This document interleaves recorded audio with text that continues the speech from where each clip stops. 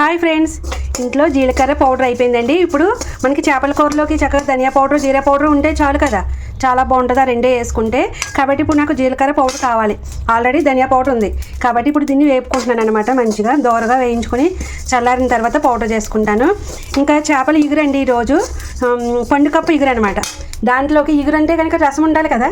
ఈరోజు ఏం రసం చేస్తున్నానో చూడండి. కొత్తిమీర పుదీనాతోటి రసం చేస్తున్నాను. అది ఎలా చేస్తాను ఏంటనేది చూపిస్తాను చూడండి. ఇక్కడ ఆయిల్ పెట్టుకున్నాను కదా, అందులోకి ఇవ్వండి మెంతులు, జీలకర్ర, సోంపు, మిరియాలు, ధనియాలు.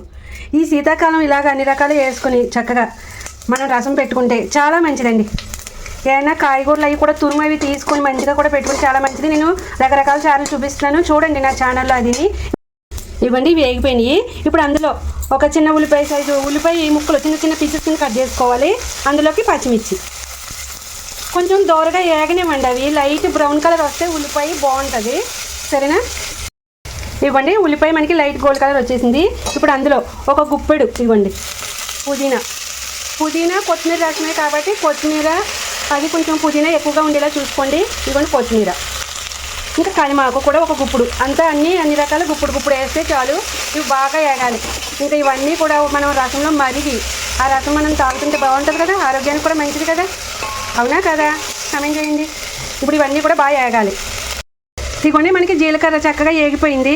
ఇప్పుడు నేను గ్యాస్ బంద్ చేస్తున్నాను. జీలకర్ర చల్లారాలి. మనకి చల్లారిన తర్వాత పౌడర్ చేసుకొని పెట్టుకోవాలి. మనకి చక్కగా ఇవ్వండి ఇవన్నీ కూడా ఏగిపోయినాయి కదా. ఇప్పుడు ఇందులో వాటర్ వేసుకుందాం.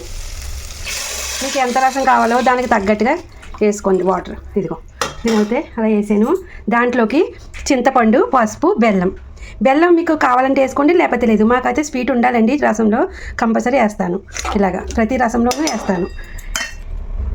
ఇంకా తగినంత ఉప్పు అండి, ఇంతే. ఇప్పుడు ఇది బాగా మరగాలి చక్కగా రసం. అప్పుడు కొత్తిమీర అది ఫ్లేవరు, పుదీనా ఫ్లేవరు, కలిమాకు, ఈ ధనియాలు, మిరియాలు అన్నీ రసం దిగి రసం సూపర్గా ఉంటుంది. ఈ రసం చక్కగా వేడివేడిగా అన్నంలో వేసుకొని తింటే భలే ఉంటుంది కదా, సూపర్గా. మీకు నచ్చిందా? ఓహోహోహో, ఏముందో తెలుసండి, సూపర్ రసం. కొత్తిమీర పుదీనా రసం అదిరిపోయింది. నేను వేసినట్టు పర్ఫెక్ట్గా సరిపోయినాయి. ఉప్పు చూడగానే సూపర్ టేస్ట్ అనమాట, అదిరిపోయింది. మనకి రసం చూసారా, రెడీ అయిపోయింది. వేడివేడి అన్నంలో ఇలా శీతాకాలం ఇలా వేసుకు తింటే చాలా మంచిది. మీరు కూడా ట్రై చేసేయండి. ఇప్పుడైతే అన్నం వండుతున్నా. ఇదిగోండి మనకి జీరా పౌడర్ రెడీ అయిపోయింది.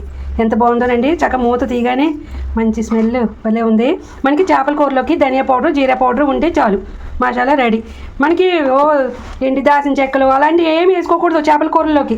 ధనియా జీరా పౌడరే. నేను చెప్పింది కరెక్టా కాదా అన్నది అందరూ కమెంట్ చేయండి.